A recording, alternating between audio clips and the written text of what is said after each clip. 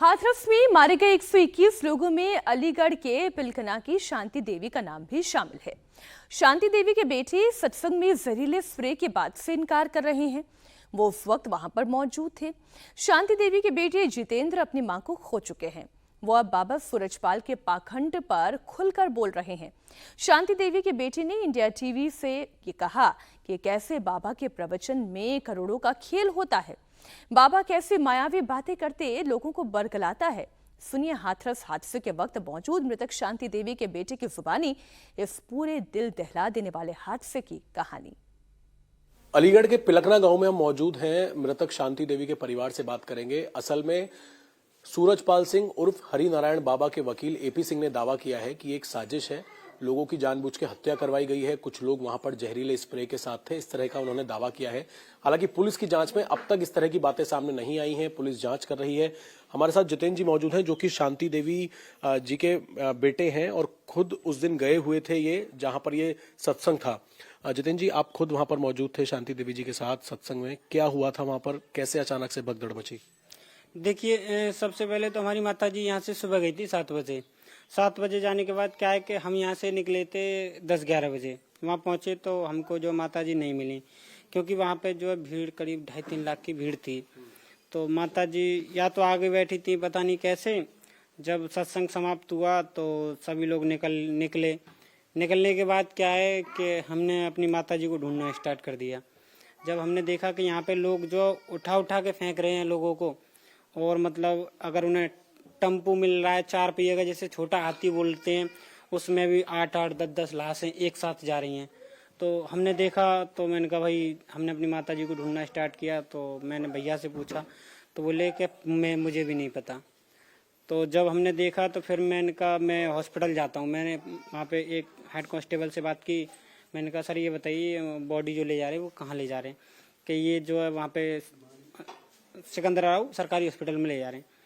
तो जब मैं वहाँ पे पहुँचा तो वहाँ पे देखा तो हमारी माता जी की डेथ हो चुकी थी। एपी सिंह जो है, सूरजपाल सिंह हरि नारायण के जो वकील हैं, उनका ये कहना है, उनका दावा है, उन्होंने प्रेस कॉन्फ्रेंस की कि कोई साजिश हुई है और वहां पर कुछ लोग ऐसे गए थे सफेद और ब्लैक कलर की स्कॉर्पियो में, जो जिनके पास जहरीला स्प्रे था, उन्होंने जहरीला स्प्रे छिड़क दिया लोगों पे। इस तरह की बातें आप क्योंकि वहां खुद थे, आपकी माता जी थी, आपने कुछ ऐसा देखा कि कुछ लोग थे स्प्रे के साथ? नहीं, ऐसा कुछ नहीं देखा वहाँ पे जो देखा था हमने भाग दौड़ी देखी थी बस केवल, और ऐसा कुछ नहीं देखा था। जैसे कि मतलब और कुछ होता तो कुछ लोग देखते, वहाँ पे ऐसा कोई नहीं था। बाकी जो उनकी पिंक कलर की जो वर्दी में होते हैं वो भी जो है घायल पड़े थे वहाँ पे। थोड़ी सी जब मैं आगे बढ़ा तो मैंने कहा शायद हो सकता है मेरी माता जी आगे ना पड़ी हो कहीं। तो मैंने देखा तो वहाँ तक तो थोड़ी दूर तक तो मैं भी रपटता हुआ चला गया था। तो वहाँ पे जो भी हुआ वो भागदौड़ की वजह से हुआ है। चाहे वो मुझे तो नहीं पता, मैं थोड़ी देर लेट से पहुँचा था। हो सकता है बाबा के पीछे भीड़ लग रही हो।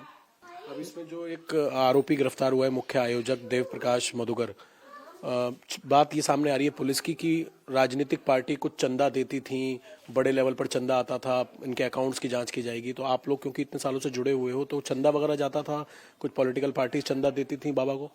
देखिए, वहाँ पे जो है ऐसा हमने आज तक कोई भी चंदा नहीं दिया, ना ही चंदा दिया, ना ही फूलमाला अगरबत्ती धूपबत्ती ऐसा कुछ नहीं चढ़ा हुआ था वहाँ पे एक चीज तो देखी थी मैंने, जैसे कि वहाँ पे लॉकेट वगैरह बिकते थे जो गले में डालते हैं, वो लॉकेट उसमें 5 थे। वो जो है 20 रुपए का एक था। वहाँ पे एक लॉकेट नहीं बेचा जाता था, 5 बेचे जाते थे एक साथ। एक लॉकेट बेचने का कोई प्रावधान नहीं था वहाँ पे। चाहे आप लो या मत लो, 5 ही मिलेंगे। और आप तस्वीर भी ले रहे हो तो छोटा सा मंदिर था इतना बड़ा, वो 550 रुपये का था, जो कि प्लग लगा दो जलने लग जाए। तो वहाँ पे क्या है कि करीब बहुत दूर 100-150 मीटर की लाइन लग जाती थी, और ऐसी लाइनें करीब लगती थी 10-12। तो उससे मुझे लग रहा है कि कम से कम 70-80 लाख रुपए का हो जाता था, करोड़ों का बिकता था उस दिन। जैसे प्रथम मंगलवार होता था, और तो उस दिन ये है कि वो पैसा शायद मुझे लगता है कि वो कहाँ जाएगा पैसा, क्योंकि और जो लोग जैसे जहाँ भी सत्संग कराते थे वो लोग तो अपना पैसा लगाते थे, वहाँ बाबा को कुछ नहीं आता था। और ये पैसा है पता नहीं ये कहाँ जाता था।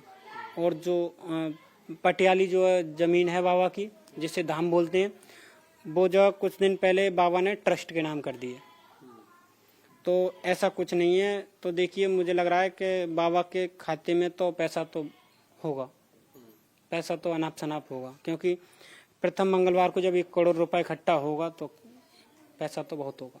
तो आपको लगता है कि जांच होनी चाहिए, पैसा कहाँ से आ रहा है, कैसे सब कुछ हो रहा है?